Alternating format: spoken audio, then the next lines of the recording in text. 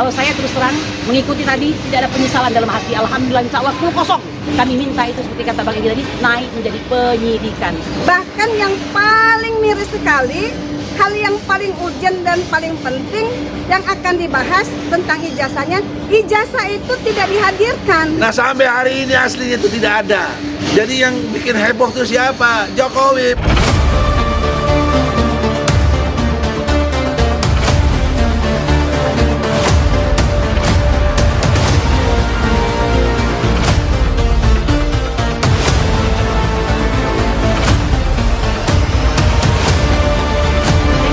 Dua hal, kami sangat berbahagia dan bangga ya kalau Bang Egy kan langsung, kalau tidak ada ijazah aslinya itu nothing, dan itu benar sekali. Tapi kalau saya menambahkan dua, pertama saya sangat senang sekali, bersyukur pada Allah, lidah atau lisan daripada setiap orang yang mengikuti tadi dari tim kami itu alhamdulillah menyampaikan semua kebenaran secara sempurna menurut saya, hampir sempurna, mungkin tidak sempurna ya.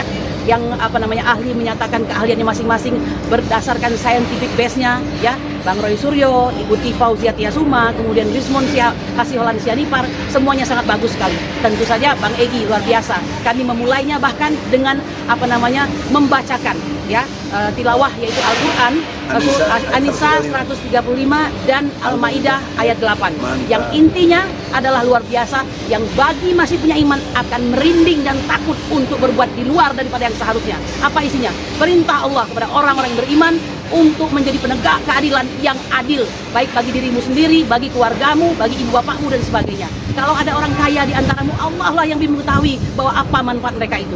Oleh karena itu, kalau bersaksi harus saksi yang adil, semuanya harus adil, sampai berkali-kali dikatakan adil. Jadi ini sungguh menyentil ya kepada pihak-pihak daripada Bareskrim. Mengapa pihak Bareskrim? Karena mereka inilah yang akan menjadi juri ya, yang akan menjadi juri. Nah, kalau tidak ada rasa iman di dalam hati, pasti bisa ngeloyor kemana-mana itu, ya kan? Kalau saya terus terang mengikuti tadi, tidak ada penyesalan dalam hati. Alhamdulillah, insya Allah 10-0, ya, keren banget, mantap sekali. Dibandingkan dengan jawaban dari lawan, yang modalnya di situ-situ saja berkeliaran, dengan mengatakan ini tidak layak lagi naik, dikarenakan ini tidak memenuhi daripada laporan informasi. Saya mengira saya akan mendapatkan sesuatu yang baru, ternyata tidak ya. Nah, jadi dua hal, satu, jawaban dari semua yang mengikuti itu dari pihak kami TPWA, alhamdulillah keren sekali ya. Yang kedua, kata-kata dari Bang Egy tadi adalah pemutus segalanya. Jika tidak dihadirkan ijazah asli, maka semua itu nothing. Jadi kami tidak terikat untuk mengikutinya. Lalu bagaimana selanjutnya? Ya tidak apa-apa, kita mintakan lagi gelar perkara ulang ya. Tapi kalau tidak mungkin kan kami minta itu seperti kata Bang Egy tadi, naik menjadi penyidikan. Karena sudah sangat wajar 10 tahun dengan segala banyak dosa-dosa politik yang dibuat, sangat pantas untuk segera diadili ya. Saya kira demikian Bang. Kita lanjutkan kepada bagaimana? Walk out, Menyatakan. Ya. Walk out. Tanya di sana. Kenapa?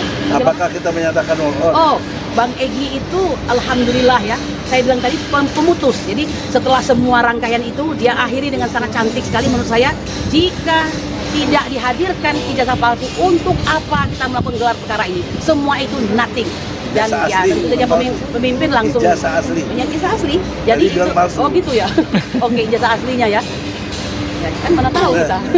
Jadi kata pimpinan terdiam, ya mungkin memikirkan makna itu. Biarlah mereka, kita kasih kesempatan. Semoga Allah memberi hidayah kepada mereka bahwa sesungguhnya hidup ini sementara, tidak ada yang patut dilakukan kecuali melakukan hal yang diperintahkan Allah, menghindari larangannya. Satu di antaranya berbohong dan ikut berkonspirasi dalam kebohongan. Kira-kira begitu. Pendapat masyarakat atau para netizen, siapa yang mendalilkan, siapa yang harus membuktikan. Nah itu Bang Egy semua sudah mengatakan tadi, nggak cocok itu ya. Itu di formatnya perdata ya. Kalau Bang Egy itu di formatnya perdata. Kalau sudah pidana itu ya, kita memang mengumpulkan semua bukti dan fakta-fakta. Nanti yang membuktikan siapa? Ya jaksa lah. Ya kan? Kalau kita ya silahkan kau periksa kami. Jangan orang itu ditunjuk untuk membuktikan ya, karena mereka yang melaporkan misalnya ini ya. Nah kalau ini, ya, makanya saya katakan tadi, kuasa hukum harus mampu memberikan nasihat itu yang bijak, yang baik, yang benar, karena itu akan menguntungkan atau tidak menguntungkan daripada kliennya. Saya kira begitu. Bismillahirrahmanirrahim. Assalamualaikum warahmatullahi wabarakatuh. Ya, hari ini kita hadir di Bareskrim ini adalah dalam rangka untuk gelar perkara khusus terkait dengan ijazah Pak Jokowi Yang jadi persoalan itu adalah ijazah Pak Jokowi.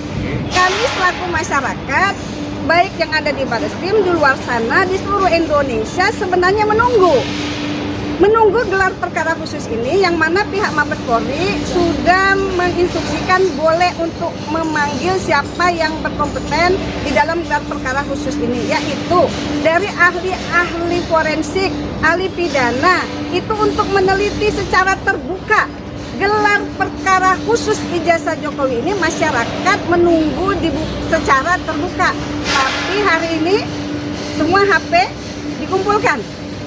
Bahkan yang paling miris sekali, hal yang paling urgent dan paling penting yang akan dibahas tentang ijazahnya, ijazah itu tidak dihadirkan. Ijazah itu tidak dihadirkan. Ijazah asli itu. Terus gelar perkara ini untuk apa kalau ijazah aslinya tidak ada? Maka dari itu, Bapak Kapolri, Bapak Prabowo selaku Presiden Republik Indonesia yang kami cintai, mohon untuk turun. Jangan tutup mata dan tutup telinga.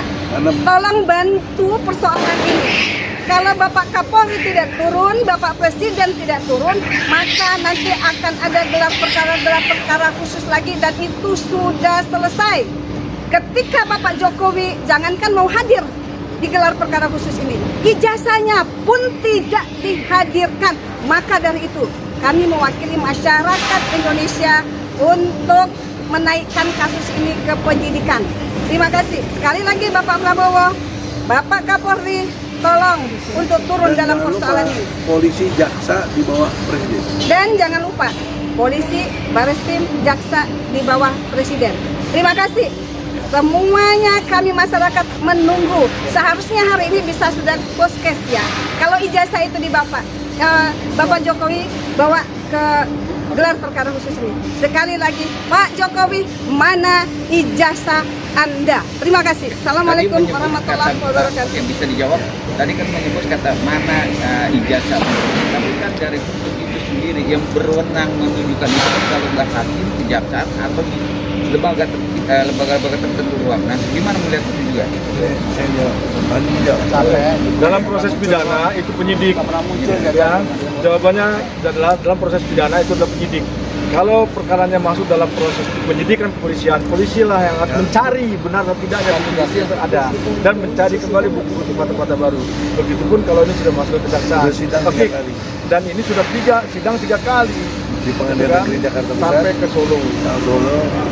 Ya, nah ini proses tenon Bang dari saya. Hari ini adalah gelar perkara khusus. Gelar perkara khusus apa? Persoalannya adalah Mabes Polri pernah menyatakan bahwa ijazahnya Jokowi identik. Ya, hari ini gelar perkara khususnya ada mempersoalkan keidentikan itu. Ternyata tidak bisa ditunjukkan identiknya. Berarti benar kata Bang Egy, nothing itu selain tidak ada urusannya gelar perkara hari ini, berarti memang ijazahnya nothing. Oke? Itu yang paling prinsip, sehingga benar tadi Bang Egy menyampaikan bahwa berarti ketika tidak ada ijazahnya, masuklah di proses penyidikan. Ketika masuk proses penyidikan, tahap berikutnya adalah ditetapkan sebagai tersangka. Siapa yang tidak memiliki ijazah palsu menjadi presiden. Terima kasih. Assalamualaikum.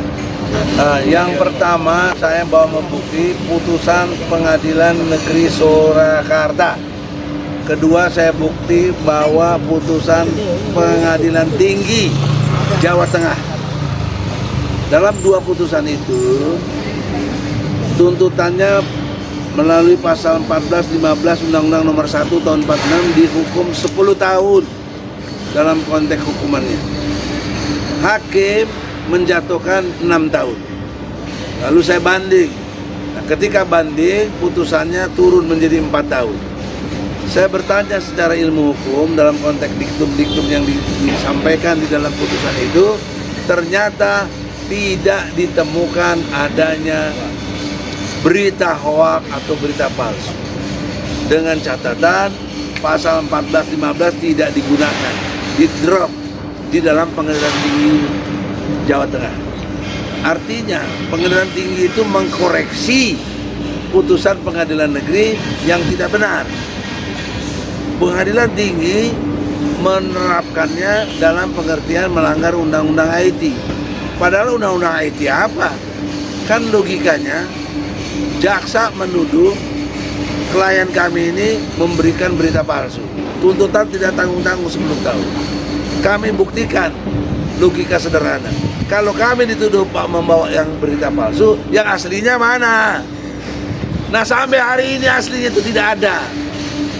Jadi yang bikin heboh itu siapa? Jokowi, bukan kita. Padahal kan soal sederhana. Sabta dituduh, kamu palsu. Kamu pasti langsung reaksinya, ini yang asli. Jokowi tidak pernah tunjukkan sampai detik ini. Maka yang bikin heboh, yang bikin rakyat jadi kalang kabut seperti ini adalah Joko Widodo. Dia bertanggung jawab untuk itu. Kalau dia ijazah palsu, berarti dia presiden palsu. Kalau presiden palsu, kebijakan-kebijakannya juga palsu.